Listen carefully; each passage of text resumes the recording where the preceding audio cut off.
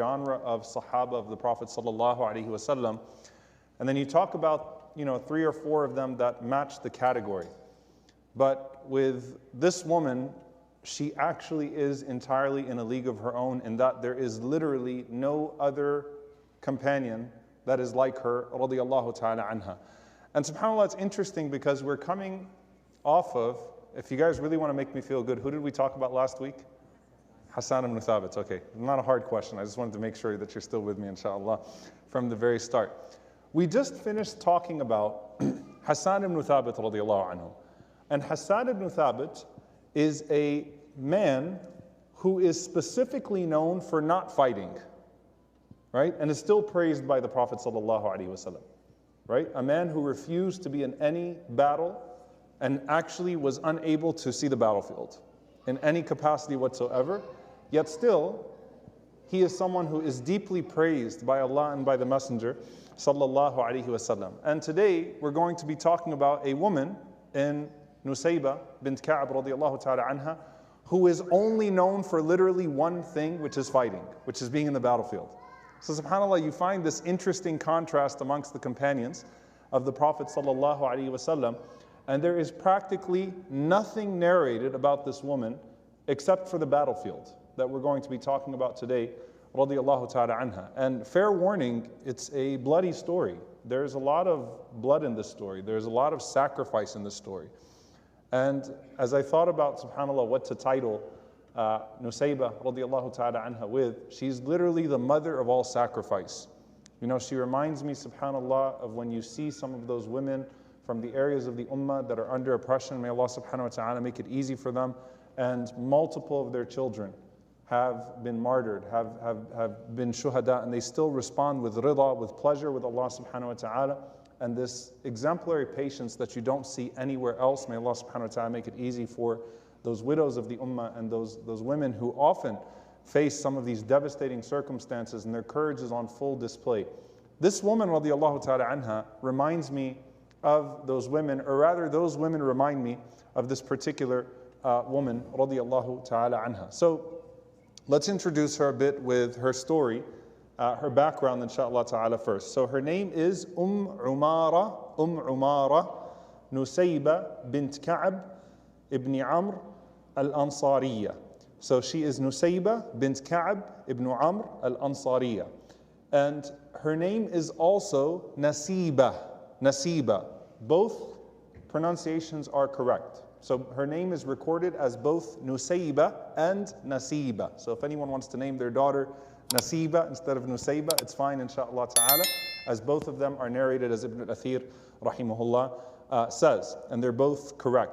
So she is also someone from the tribe of Banu Najjar. Can anyone tell me who Banu Najjar is? At this point, hopefully some of you can remember as we get into the details of the story. They are the maternal relatives of the Prophet sallallahu alaihi wasallam. Who can tell me some of the companions that belong to Banu Najjar? I'll give you a clue, the last one we covered. All right, Hassan ibn Thabit, the person who hosted the Prophet sallallahu alaihi wasallam. Abu Ayyub al-Ansari, the mother of Anas ibn Malik. I'm just testing you guys, just trying to wake you up. Who's the mother of Anas ibn Malik?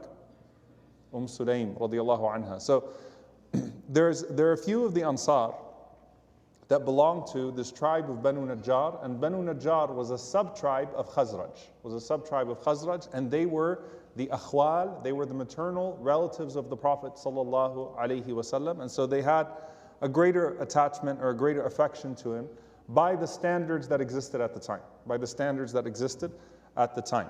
Now, we don't have any information about her parents. The assumption is that her parents passed away before Islam even came to Al-Madinah. But what we do know is that as far as she is concerned, both her and her husbands, her previous husband, as well as the husband that she would marry afterwards, all accepted Islam, and her brothers also accepted Islam. So her brothers are Abdullah ibn Ka'b and Abdurrahman ibn Ka'b, radiyallahu ta'ala anhuma.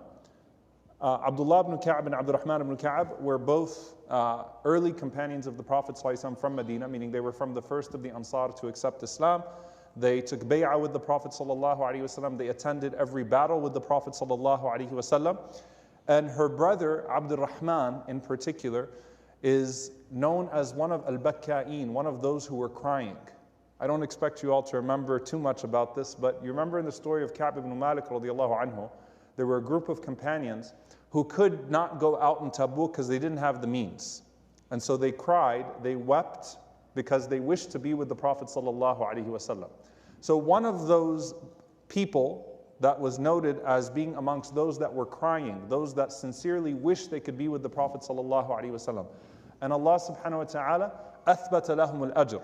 Allah Azza wa Jal recorded their good deed in the Quran as if they were there in Tabuk with the Prophet ﷺ because they were sincere in wishing they could be with the Prophet ﷺ. Is her brother Abdurrahman, who was grieving when he found himself unable to go out with the Prophet ﷺ in the battle of Tabuk. So her brothers have this quality as well of rushing to the side of the Prophet ﷺ and wanting to be there for the Prophet ﷺ. Now she has two husbands that are recorded, and it's important to note because it's actually very interesting. Her first husband is Zayd ibn Asim. Zayd ibn Asim radiallahu ta'ala anhu. And it appears, and Allah knows best, that they were married before Islam and divorced before Islam. Okay? However, he's also a companion. All right? Her second husband is Ghaziyya ibn Amr. Ghaziyya ibn Amr radiallahu ta'ala anhu. So, both her previous husband as well as the husband after, Zayd as well as Ghaziyya, Zayd ibn Asim and Ghaziyya ibn Amr, are both companions of the Prophet ﷺ. So when Islam eventually came to Al-Madinah, they both are considered from the early companions of the Prophet ﷺ from Al-Madinah. From her first husband, Zayd ibn Asim, she has her two famous children, her two famous sons. The first one is Habib ibn Zayd. The second one is Abdullah ibn Zayd. So it is, again, you have Nusayba or Nasiba bint Ka'b, her first husband Zayd ibn Asim, and she has her two famous sons from them, who we're going to learn about as well in the story, bidnillahi ta'ala, Habib ibn Zayd and Abdullah ibn Zayd. And then from her second husband, Ghaziyya, she has a boy that's named Tamim and a girl that is named Khawla, that we don't know much about, radiyallahu ta'ala anhum ajma'in, that are recorded. Their names are there, but we don't know much about them at all. Her two sons are very famous. We'll see why they're very famous, but her two sons, Habib ibn Zayd and Abdullah ibn Zayd, are very famous. SubhanAllah, all of them, her previous husband and her current husband at the time that Islam came, all of her children are amongst those who embraced Islam immediately when they heard about it in Medina. She was amongst those who heard the message from Mus'ab ibn Umayr radiallahu ta'ala anhu. So if you put yourself in her shoes, she is one of those who attended the first gathering of Mus'ab ibn Umayr radiallahu ta'ala anhu when he comes to Yathrib at the time, in that gathering by As'ad ibn Zurara, and he starts to talk to the people about Islam, about this new message from Mecca. However, you start to see some of her famous character from the very start, which is that she did not wait for the Prophet ﷺ to come to Medina. She instead herself went to Bay'atul Aqaba al-Thani, the second pledge with the Prophet ﷺ. So the first pledge was in Mecca with the 6 men, privately with the Prophet ﷺ. And then the second one is the 72 or 73 companions that came to Mecca the next year in Hajj after embracing Islam with Mus'ab ibn Umayr, and they privately took the bay'ah with the Prophet ﷺ. They were 70 men, and 2 women or 3. So we know there are 70 men that came from Medina to Mecca in this daunting journey with Mus'ab radiallahu anhu, and met the Prophet ﷺ privately to take the bay'ah with him. And obviously it's understood that when they take the bay'ah on behalf of their families as well. But Nusayba was one of those who was insistent that she herself go to the Prophet ﷺ and she take the pledge with the Prophet ﷺ. And so she narrates about this time, and it's narrated first from one of the male companions.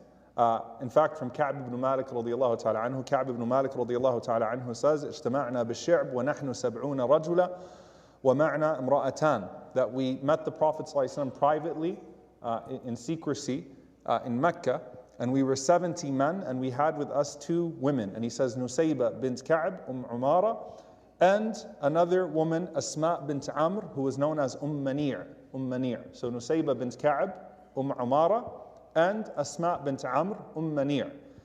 And in some narrations, we also have the mother of Anas radiallahu anhu, Suleiman radiallahu anha. So 2 or 3 women that actually went on that journey, which was a very daring journey, to take the pledge with the Prophet sallallahu alaihi wasallam.